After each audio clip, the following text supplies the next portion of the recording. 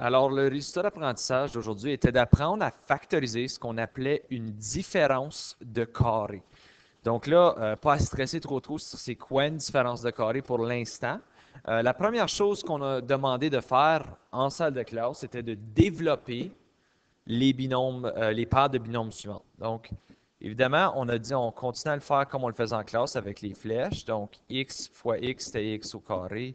X fois négatif 1, c'était moins x. 1 fois x, c'était plus x. Et 1 fois moins 1, ça donnait moins 1. Là, ce qu'on remarquait, c'est ici, le terme du milieu s'annulait. Moins x plus x, donc ça me donnait x au carré moins 1. Prochainement, on faisait x plus 2 fois x moins 2. Donc encore, tu fais tes flèches.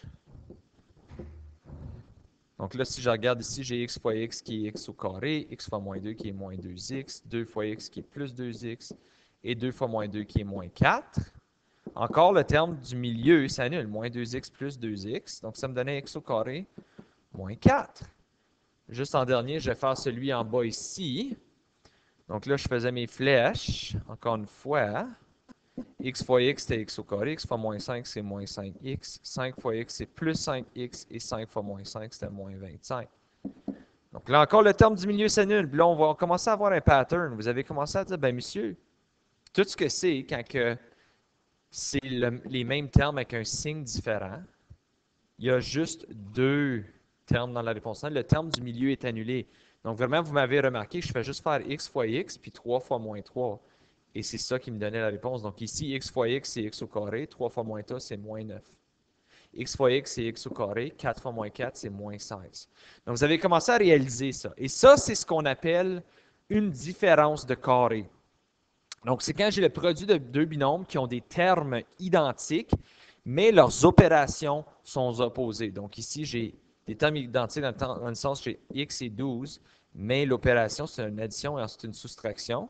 Donc on sait que le terme du milieu sera annulé par ceci, donc x fois x qui est x au carré, 12 fois moins 12 qui est moins 144.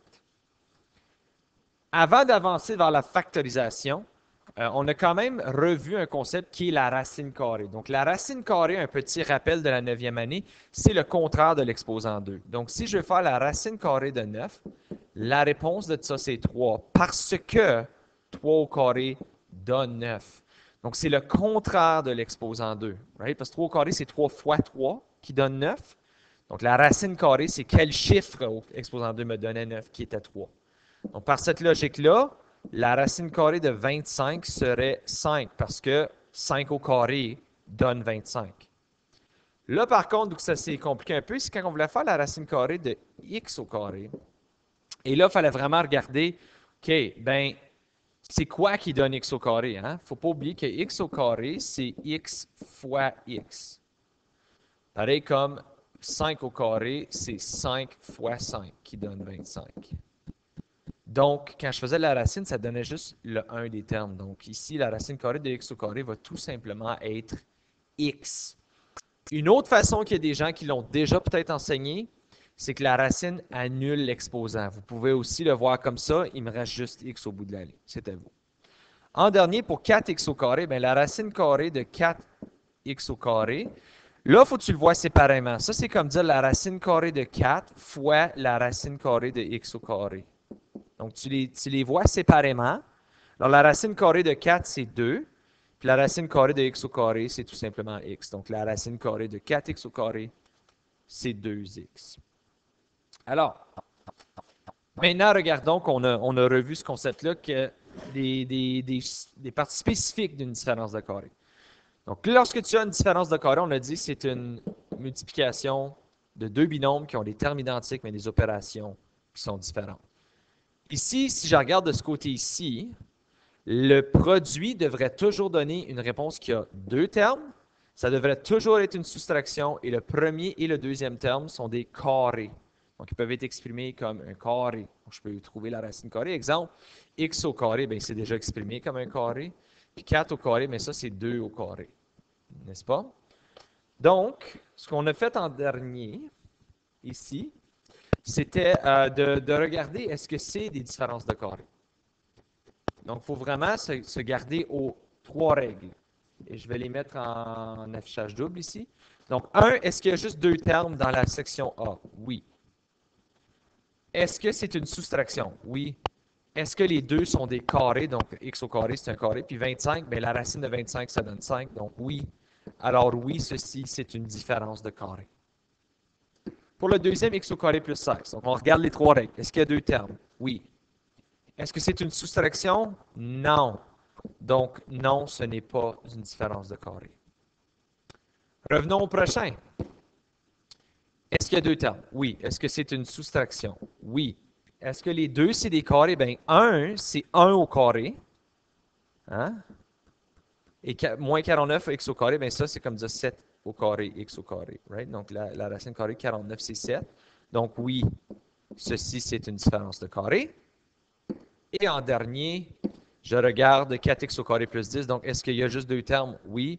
Mais est-ce que c'est une soustraction? Non. Donc, non, ce n'est pas une différence de carré. Alors, si je regarde maintenant, le but, c'est de partir de la forme développée et se rendre vers la forme factorisée. La forme factorisée, c'est quelque chose fois quelque chose. Hein? Donc, je veux les remettre dans des facteurs, les deux binômes. Alors, il ne faut pas oublier, quand on le faisait originalement, on avait réalisé, regardons ici, quand j'avais x plus 3 fois x moins 3, le premier terme, c'était x au carré, donc c'était toujours lui ici exposant 2. Il faut que ce soit une soustraction, et ensuite, c'était simplement 3 exposant 2, qui était 9. Donc, on part de la même logique ici.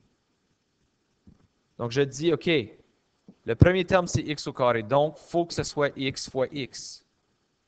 C'est une différence de carré, donc les opérations doivent être opposées. Et en dernier, il faut que tu penses à la multiplication qui va donner 36. Il faut que ce soit le même chiffre. Donc, c'est comme dire, c'est quoi la racine carrée de 36, qui est 6. Donc, c'est x plus 6 fois x moins 6. Même principe ici.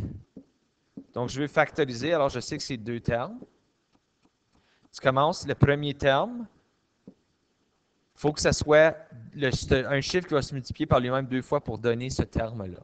Donc, essentiellement, ce que tu cherches, c'est la racine carrée de 9, qui est 3. Donc, ça va être 3. Right? 3 fois 3 va donner 9. Mais là, c'est une différence de carré, alors j'ai besoin des signes opposés ou des opérations opposées. Et en dernier, c'est x au carré, donc x fois x donne x au carré. Donc 3 plus x fois 3 moins x. Alors, ceci met fin à la leçon d'aujourd'hui. Si jamais vous avez des questions, n'hésitez pas à communiquer avec moi.